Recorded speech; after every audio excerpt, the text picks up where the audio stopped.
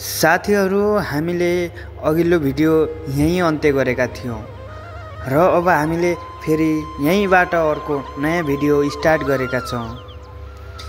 पहिले हामीले तपाईहरुलाई देखाएका थियौँ भने शिव स्ट्याचु, अब हामी देखाउँदैछौँ तपाईहरुलाई बेंगलोरको सबैभन्दा अग्लो स्थान नन्दी हिल।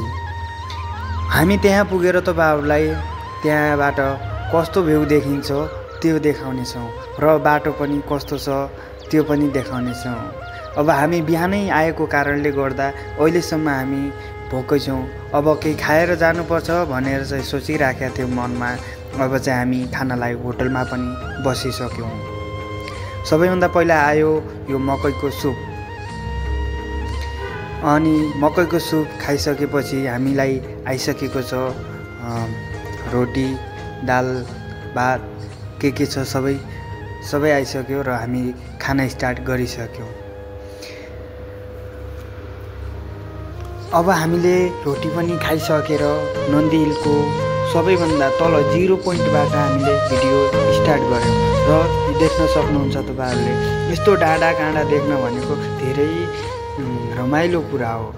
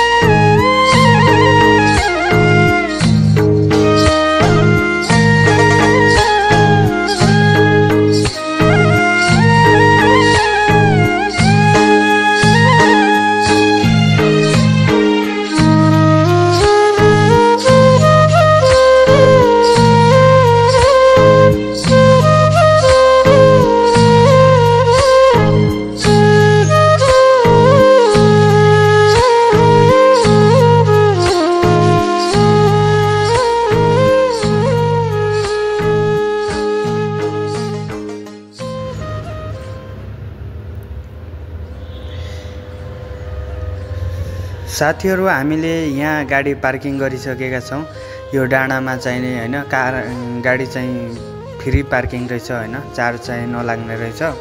अब हामी यहाँबाट हिँडेर जाने प्रयास गर्नेछौं। अब यहाँ बस पनि आउने रहेछ हैन गाइस, बसमा पनि आउन सक्नुहुन्छ आफ्नो गाडी छैन भने पनि। यहाँ चाहिँ टिकट काउन्टर हो, टिकट लगेर मात्रै जानु होला। अब सिस्टममा चल्न पर्ने हुन्छ हैन। हामीले चाहिँ टिकट काटेर हिँडिसकेका छौं।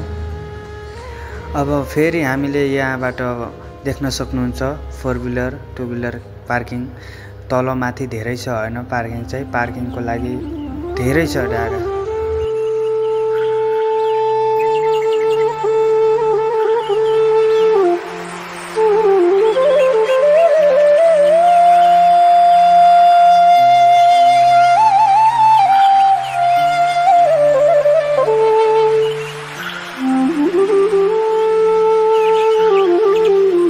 हामीसँग घुम्न आएको टिम चाहिँ यही हो हैन गाइस, देख्न सक्नुहुन्छ टिम धेरै ठुलो छ। अनि यहाँ आउँदाखेरि चाहिँ ग्रुपमै आउनु होला भन्न चाहन्छु, किनभने रमाइलो हुनेछ। गाडी पार्किङमा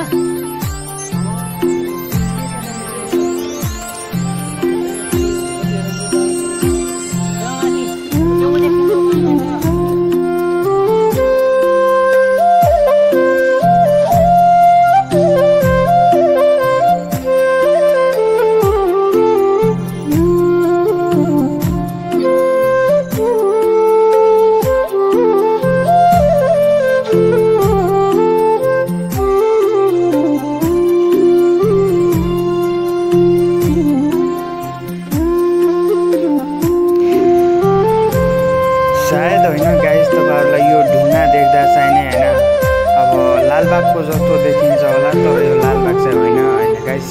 यो चाहिँ नन्दी हिलको एकदम ठुलो टपमा पर्ने एउटा यो ढुङ्गा हो हैन। यो पनि ढुङ्गा एकदमै ठुलो छ, लालबागको नानी 4 गुणा ठुलो होला सायद मेरो अनुमानमा हैन। म पनि फर्स्ट पटक आएको हुनाले अब खासै त्यति गर्न सकेको छैन अहिलेसम्म हैन गाइस। ठिकै छ, अब के गर्नु, यस्तै त गर्मीले फेरि मारेको छ हैन। हामी त दिउँसोको टाइममा पुग्यौँ हैन गाइस। यहाँ खास आउने चाहिँ बिहान रहेछ हैन। बिहान आउँदाखेरि चाहिँ त्यो सूर्य आउँदाखेरि चाहिँ दामी देखिने रहेछ हैन बिहानको। तर हामी चाहिँ दिउँसो आयौँ, गर्मी छ, धेरै गर्मी छ। आफूसँग पानी सानी के छ बोकेर आउनु होला। धेरै महँगो पनि हुन्छ यहाँ हैन केही पनि सामानहरू।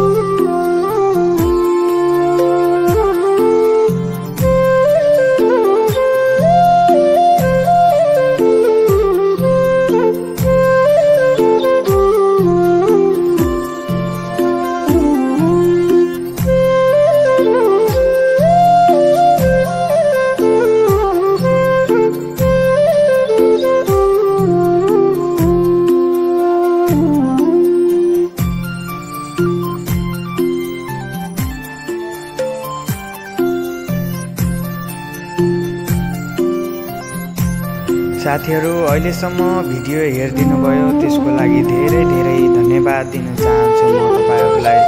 यदि मेरो भिडियोहरु मन पर्छन् भने मलाई हेर्न चाहनुहुन्छ भने मलाई फलो पनि गर्नु होला भन्न चाहन्छु म।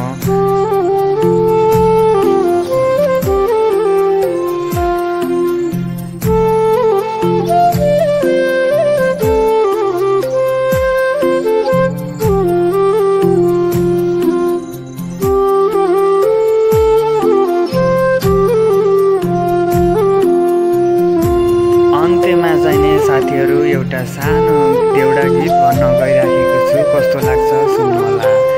तलका टल्कने क्याउन भैँसीका खालुन् कि ज्यागरेलाई दुःख पाइने समय सालुन् कि ज्यागरेलाई दुःख पाइने समय सालुन् कि। धन्यवाद।